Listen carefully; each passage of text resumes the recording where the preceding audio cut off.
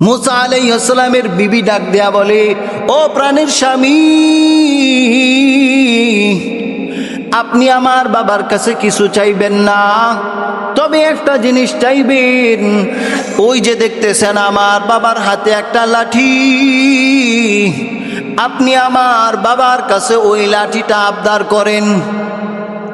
মুসা আলাইহিস সালাম শুআয়ব আলাইহিস সালামকে ডাক দেয়া বলে, ও শ্বশুর, আমি আপনার কাছে কিছু চাই না, তবে আপনার কাছে আমি একটা জিনিস চাই, সেটা হলো আপনার হাতে যে লাঠি, ওই লাঠিটা আমার প্রয়োজন। শুআয়ব আলাইহিস সালাম ডাক দেয়া বলে, ও মুসা, এই লাঠিটা তুমি কেন চাইলা? নিশ্চয়ই আমার মেয়ে তোমাকে বলেছে এই লাঠিটা অনেক বরকতপূর্ণ, এই জন্য তুমি আমার কাছে এই লাঠিটা চেয়েছ। মুসা আলাইহিস সালাম বলেন, নিশ্চয়ই আপনার মেয়ে আমাকে বলেছে এই লাঠিটা আপনার কাছে আবদার করার জন্য। শুআয়ব আলাইহিস সালাম বলেন, ও মুসা,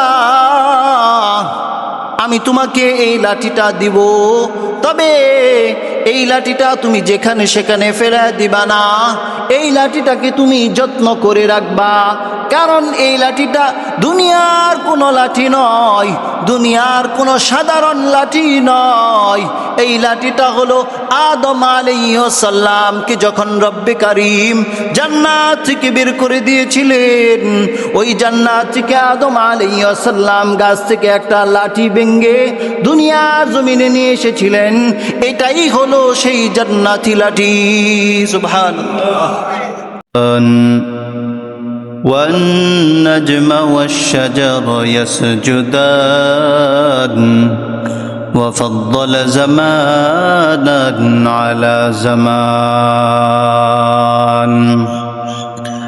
كما فضل مكانا على مكان وإنسانا على إنسان ونشهد أن لا إله إلا الله وحده لا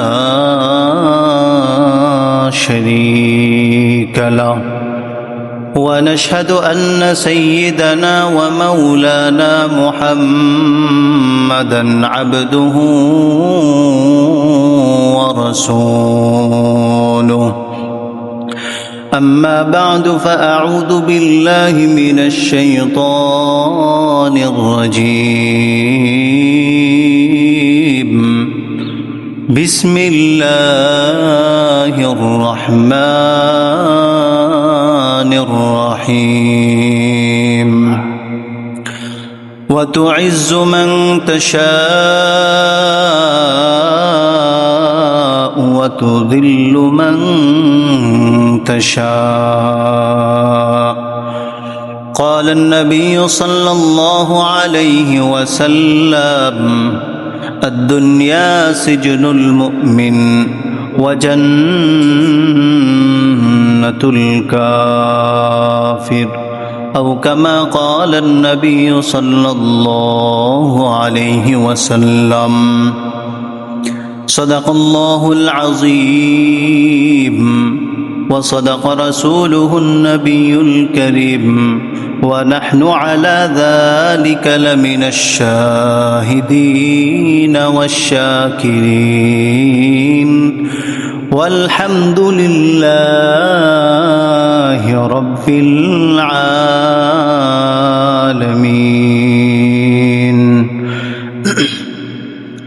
الحمد لله আল্লাহ তাআলার দরবারে অসংখ্য অগণিত শুকরিয়া যে মহান রব্বে করিম আমাদেরকে এই গরমের মৌসুমে, অত্যন্ত গরমের ভিতরে সমস্ত মানুষ থেকে বাছাই করে আল্লাহ পাক রব্বুল আলামিন আমাদেরকে আগে আল্লাহ তাআলার পবিত্র ঘর মসজিদে আসার মতো সুযোগ করে দিয়েছেন, তৌফিক দান করেছেন। এজন্য রব্বে কাবার দরবারে শুকরিয়া আদায় করব, আলহামদুলিল্লাহ। এবং সাথে সাথে বিশ্ব মানবতার দূত রাসূল আরবী রহমাতুল লিল আলামিন হজরতে মোহাম্মদ মুস্তফা আহমদ মুস্তফা সাল্লাল্লাহু আলাইহি ওয়াসাল্লামের উপর একবার দুরূদ পড়ব সাল্লাল্লাহু আলাইহি ওয়াসাল্লাম।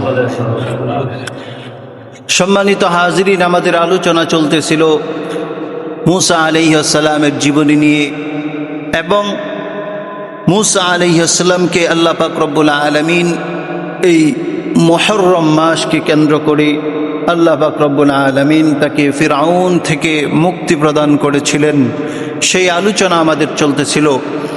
তো ওই মূসা আলাইহিস সালাম যখন শিশুকাল ছিল, ওই শিশুকালে ফিরআউনের ঘরে লালিত পালিত হয়েছিলেন।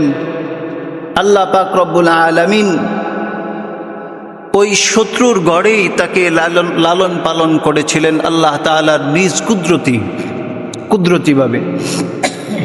তো সম্মানিত হাজরিন, মূসা আলাইহিস সালামের বয়স যখন 3 থেকে 4 মাস হয়ে গিয়েছিল, তো ফিরআউন মনে মনে চিন্তা করেছিল যে এইটাই হবে আমার শত্রু, এই সেই মূসা আমার রাষ্ট্রকে কেড়ে নেবে, আমার বাদশাহী ধ্বংস করে দিবে, সুতরাং একে আমি কোলে নিব না, আদর করব না, চুমু খাবো না।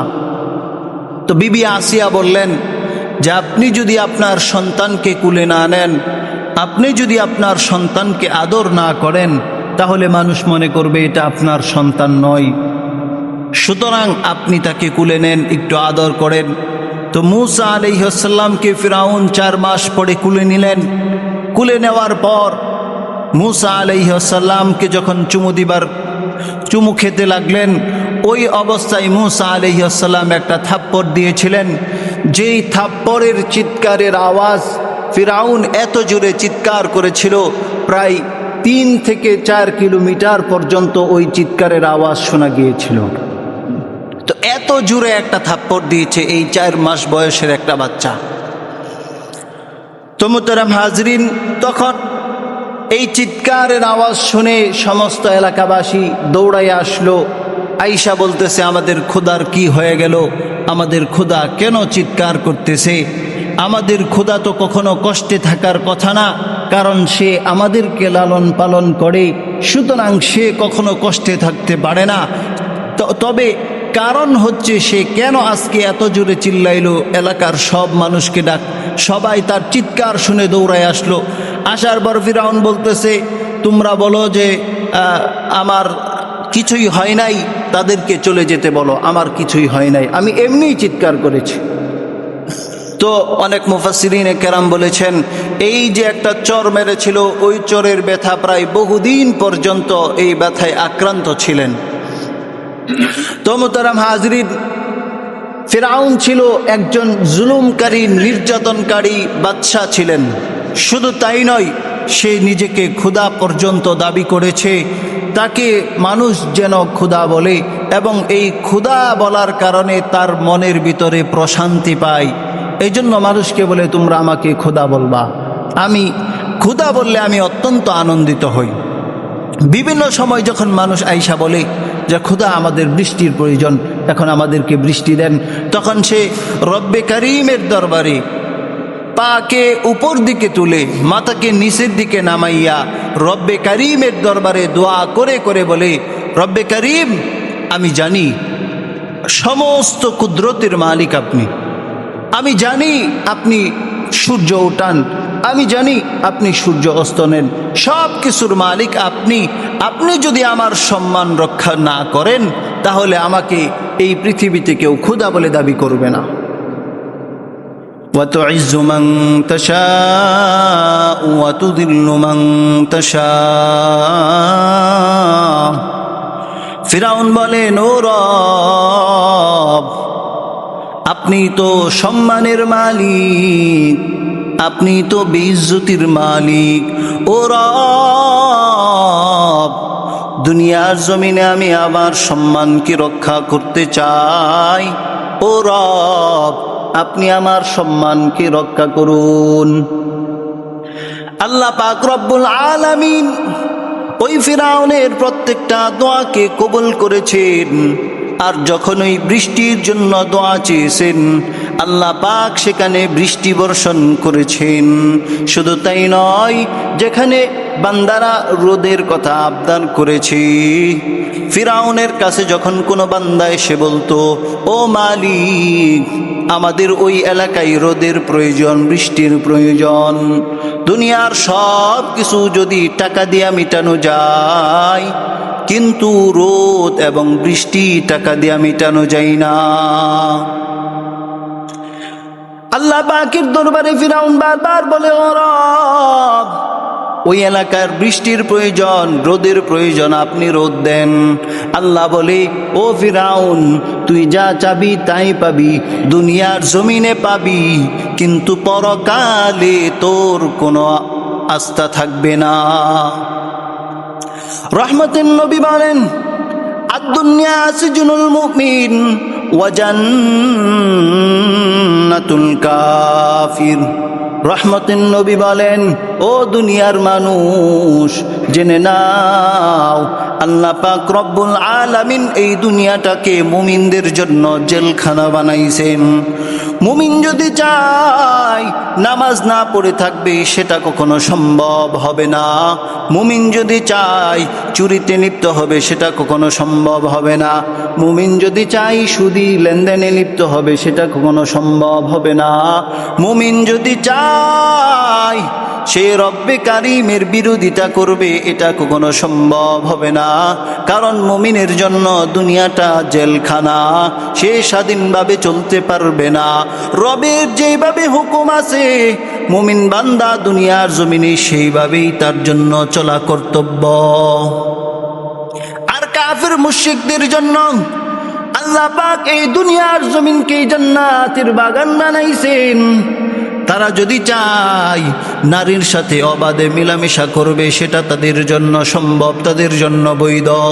ওই বান্দারা যদি চায়, কাফির মুশরিক ইহুদিরা যদি চায় দুনিয়ার জমিনে অন্যের মাল আত্মসাৎ করে খাবে, একজনের সম্পর্কের সাথে আরেকজনের দ্বন্দ্ব বাজায় দিবে, এটা যদি কাফির মুশরিকরা চায়, সেটা তাদের জন্য সম্ভব। কারণ তাদের জন্য দুনিয়াকে আল্লাহ তাআলা জান্নাত বানাইছেন, কিন্তু পরকালে তাদের জন্য আল্লাহ পাক কোনো কিছু রাখেন নাই। এই জন্য আল্লাহ পাকের দরবারে ফিরাউন যা চাইতো সবই পাইতো। আল্লাহ পাক তাকে বলার চাওয়ার সাথে সাথে দান করতেন। তো এইভাবে তিনি ফিরাউন তার দেশকে এভাবে পরিচালনা করতেছিলেন। তো ফিরাউন যখন দেশকে পরিচালনা করতেছেন এক পর্যায়ে মূসা আলাইহিস সালাম যখন একটু বড় হইলেন, তো বড় হওয়ার পর বের হয়েছেন এলাকার ভিতরে, তাকায় দেখে মূসা আলাইহিস সালামের একজন বংশধর এবং ফিরাউনের যে কিপ্তি লোক, অর্থাৎ তাদের গোষ্ঠীর যে একজন লোক, দুইজনের ভিতরে ঝগড়া সৃষ্টি হয়ে গেছে। তো দুইজনের ভিতরে যখন ঝগড়া সৃষ্টি হয়ে গেল, এইবার মূসা আলাইহিস সালাম, এমনিই তো তার মাথা ছিল গরম, বিভিন্ন মুফাসসিরিনে কেলাম বলেছেন, উনার যখন রাগ উঠত তখন শরীরের পশম পর্যন্ত দাঁড়িয়ে যেত এবং মাথার চুল পাগড়ি ভেদ করে বের হয়ে যেত। সুবহানাল্লাহ, এত পরিমাণে রাগ ছিল। এবং আল্লাহ পাক রব্বুল আলামিন প্রত্যেকটা নবীকে 40 জন যুবক, তাগড়া যুবকের শক্তি একজন নবীকে দান করেন। আল্লাহু আকবার। 40 জন নবীকে, 40 জন তাগড়া যুবকের শরীরে যে শক্তি থাকে, আল্লাহ পাক রব্বুল আলামিন একজন নবীকে এত শক্তি দান করেছিলেন। তো মূসা আলাইহিস সালাম যখন দেখলেন তার দলের লোককে, ফিরাউনের দলের লোক তাকে বিভিন্নভাবে টর্চার করছে, তো মূসা আলাইহিস সালাম ওইখানে গিয়া জুড়ে একটা থাপ্পড় অথবা ঘুষি দিলেন, যার কারণে ওই কিপ্তি সেখানেই মারা গেল। তো এইবার ফিরাউনের নামে এলাকার ভিতরে ওয়ারেন্ট জারি হয়ে গেল যে মূসাকে যেখানে পাবা সেখান থেকে দৌড়ে নিয়ে আসবা। তো মূসা আলাইহিস সালাম আল্লাহ তাআলার হুকুমে তিনি এই দেশ ত্যাগ করেছেন এবং এই দেশ ত্যাগ করে মাদিয়ান চলে গিয়েছিলেন। মূসা পয়গম্বর মিশর ছেড়ে যখন মাদিয়ান চলে গেলেন, মাদিয়ান যাওয়ার পর সেখানে কোথায় কি করবেন, কোথায় খাবেন, কোথায় থাকবেন, কোনো পরিচয় ছিল না। হঠাৎ করে তাকাইয়া দেখতে একটা কূপ, ওই কূপের নিকট তিনি অবস্থান করেছিলেন। কূপের নিকট অবস্থান করিয়া চতুর্পাশে দেখলেন মানুষের ভিড়। সব মানুষ, তার এলাকার যত পশু পাখি আছে সবাই পশুগুলা নিয়ে এসে ওই কূপ থেকে পানি পান করাইতেছে। মুসা আলাইহিস সালাম লক্ষ্য করে দেখলেন দূরে দুইজন নারী দাঁড়ায় আছে। দুইজন নারী দূরে দাঁড়ায় আছে, তারা এখানে কূপ থেকে পানি পান করায় না। একটা এলাকার মানুষ যখন সবাই এক জায়গা থেকে পানি পান করায়, তখন সেখানে বিশাল একজন মানুষের একটা সমাগম হয়ে যায়, যার কারণে এখানে হুড়াহুড়ি মারামারি পর্যন্ত হয়। তো ওই দুই মহিলা এখানে আসতেছে না। আবার সন্ধ্যাও হয়ে যাচ্ছে। আগেকার যুগে তো বর্তমান সময়ের মতো যে বিদ্যুৎ, গড়ে গড়ে বিদ্যুৎ, রাস্তাঘাটে বিদ্যুৎ এরকম ছিল না। তো বাসায় সন্ধ্যার আগেই সবাইকে পৌঁছাইতে হয়েছে। তো মুসা আলাইহিস সালাম চিন্তা করলেন, ওই যে দুইজন নারী, তারা এখানে আসতে পারতেছে না, তাদেরকে আমি জিজ্ঞাসা করি এবং দেখি তাদের কোনো উপকার করা যায় কিনা। তো মুসা আলাইহিস সালাম গিয়ে, যে তোমরা এখানে দাঁড়িয়ে আছো, এটার কারণ কি? তো ওই দুই নারী জানায়া দেয়, আমরা হলাম আল্লাহ তাআলার পয়গম্বরের মেয়ে, সুতরাং আমরা অবাধে মেলামেশা করতে পারি না এবং আমরা চাইলেই ওইখানে বীরের ভিতরে গিয়ে আমাদের পশুগুলাকে পানি পান করাইতে পারি না। মুসা আলাইহিস সালাম বললেন, তোমাদের পশুগুলা আমার কাছে দাও, আমি সবার বীর থেকে আমি তোমাদের পশুগুলাকে পানি পান করাইয়া দিয়ে যাব। তো মুসা আলাইহিস সালাম পশুগুলাকে পানি পান করাইয়া তাদের কাছে ফেরত দিলেন। ফেরত দিয়া সন্ধ্যা হওয়ার বহু পূর্বে এই সমস্ত নারীরা বাসায় চলে গেল। তো বাসায় চলে যাওয়ার পর তার বাবা জিজ্ঞাসা করতেছে, তার বাবার নাম ছিল শুআইব আলাইহিস সালাম। শুআইব আলাইহিস সালাম তিনিও নবী ছিলেন। তো শুআইব আলাইহিস সালাম জিজ্ঞাসা করে, ওই কন্যারা, তোমরা এত আগে আজকে কিভাবে চলে আসছো? তো বলে, কূপের কাছে এমন একজন লোককে দেখলাম, যে লোক আমাদেরকে বলল আমাদের পশুগুলা ওনার কাছে দিতে, উনি পানি পান করায় দিবে। তো ওনার কাছে দিলাম, ওই পশুগুলাকে তিনি সবার মাঝখান থেকে সবার বীরে আমাদেরকে আগে পানি পান করাইয়া আমাদের পশুগুলাকে আমার হাতে দিয়ে দিছে। শুআইব নবী বুঝতে পেরেছেন যে এত মানুষের বীরে সবার আগে এত শক্তি খাড়ায়া পানি পান করাইয়া দেওয়া এটা সাধারণ কোনো ব্যাপার না, নিশ্চয়ই এটা হলেন একজন নবী। কারণ আল্লাহ পাক রব্বুল আলামিন 40 জন তাগড়া যুবকের শক্তি একটা নবীকে দান করেছেন, সুতরাং এটাই হবে নবী। তো ওই মেয়েদেরকে বললেন যে তোমরা গিয়ে ওই লোকটাকে ডেকে নিয়ে আসো। তো মুসা আলাইহিস সালামকে ওই দুই নারী বাসায় ডেকে নিয়ে গেলেন। ডেকে বলতেছে, আমার বাবা আপনাকে দাওয়াত করেছেন। মুসা আলাইহিস সালাম কোথায় থাকবেন, থাকার মতো জায়গা নাই। মুসা আলাইহিস সালাম চিন্তা করলেন, আমি যেহেতু দাওয়াত পেয়েছি, দাওয়াত গ্রহণ করাও সুন্নত, সুতরাং আমি তাদের সাথে গিয়ে দেখি কি অবস্থা। মুসা আলাইহিস সালাম ওই কন্যাদের সাথে তাদের বাড়িতে গেল। বাড়িতে যাওয়ার পর সব কাহিনী শুনল। মুসা আলাইহিস সালামের বিস্তারিত কাহিনী শোনার পর 1 থেকে 10 বছর পর্যন্ত মুসা পয়গম্বর সেখানে মাদিয়ান অবস্থান করেন শুআইব আলাইহিস সালামের বাড়িতে। শুআইব আলাইহিস সালাম চিন্তা করলেন, সে তো আল্লাহর পয়গম্বর হবে, সুতরাং আমার একটা কন্যা যদি ওই পয়গম্বরের কাছে আমি বিয়ে দিতে পারি, তাহলে আমি দুনিয়ার জমিনে সব থেকে সৌভাগ্যবান হব। সুতরাং শুআইব আলাইহিস সালাম মনে মনে যা চিন্তা করলেন, ওই চিন্তা করে শুআইব আলাইহিস সালাম মুসা আলাইহিস সালামকে প্রস্তাব দিলেন, ও মুসা, তুমি যদি চাও আমার কন্যাকে আমি তোমার কাছে বিবাহ দিতে চাই, ও মুসা, তুমি রাজি থাকলে বলো, আমি আমার কন্যাকে তোমার কাছে বিবাহ দিব। মুসা আলাইহিস সালাম চিন্তা করলেন, আমি দূর প্রবাস থেকে এখানে এসেছি, আমার থাকার কোনো জায়গা নাই। আল্লাহর হুকুমে মুসা আলাইহিস সালাম ওই বিবাহের মধ্যে রাজি হয়ে গেল। বিবাহের মধ্যে রাজি হয়ে যাওয়ার পর মুসা আলাইহিস সালামের কাছে শুআইব আলাইহিস সালামের কন্যাকে বিবাহ দিলেন। 1 থেকে 10 বছর পর্যন্ত সেখানে অবস্থান করার পর আল্লাহর হুকুমে আল্লাহ একদিন জানায় দেয়, ও মুসা, বহুদিন পর্যন্ত তুমি মিশর ছেড়ে, তোমার জন্মস্থান ছেড়ে তুমি চলে গেছো। এইবার সময় হয়েছে তুমি আবার মিশরে ফিরে আসো। আল্লাহ পাক রব্বুল আলামিনের হুকুম পাইয়া এইবার মূসা আলাইহিস সালাম তার শ্বশুর শুআইব আলাইহিস সালামকে ডাক দিয়া বলে, ও পিতা, আপনি যদি বলেন আমি আবার মিশরে চলে যাব, আমার জন্মস্থানে চলে যাব, আপনি যদি অনুমতি দেন আমি মিশরে চলে যাব।